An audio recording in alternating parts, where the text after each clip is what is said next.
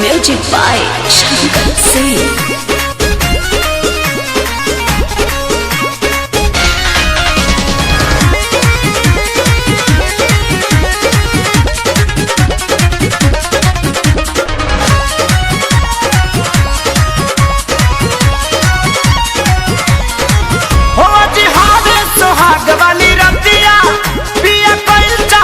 बतिया हुआ जी हावे सुहाग वाली रतिया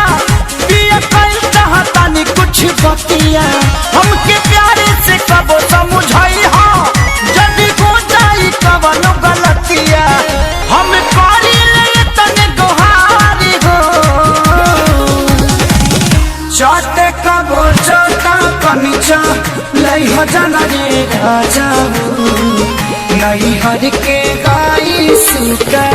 वार हो चाहते कबो चेता कनिचा लई हजाना रे राजा नहीं हर के गाई सुका वार हो।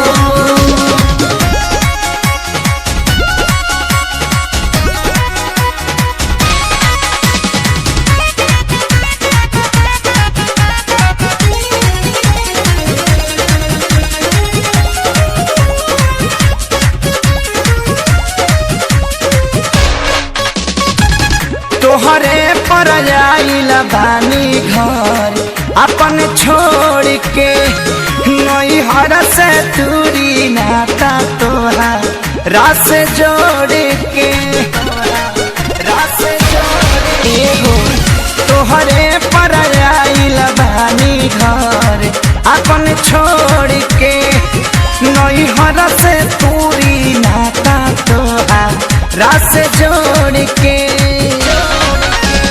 पैसा से बेसी प्यार हो चाटे कबो चाटा कनचा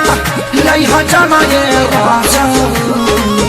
नहीं हर के भाई सुका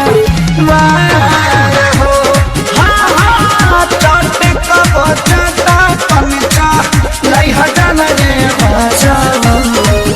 नहीं हर के भाई सुका वार हो।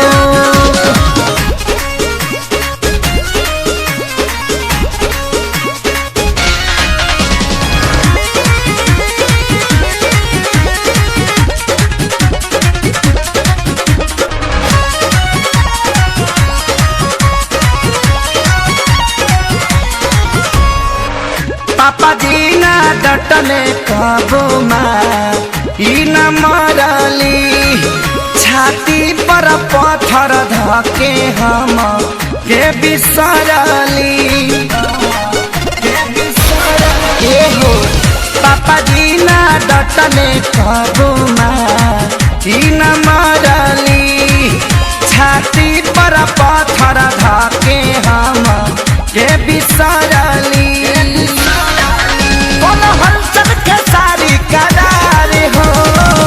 चाटे कबो चाटा कनिचा लई हजाना रे राजा नहीं हर के गाई सुका वार हो चाटे कबो चाटा कनिचा लई हजाना रे राजा नहीं हर के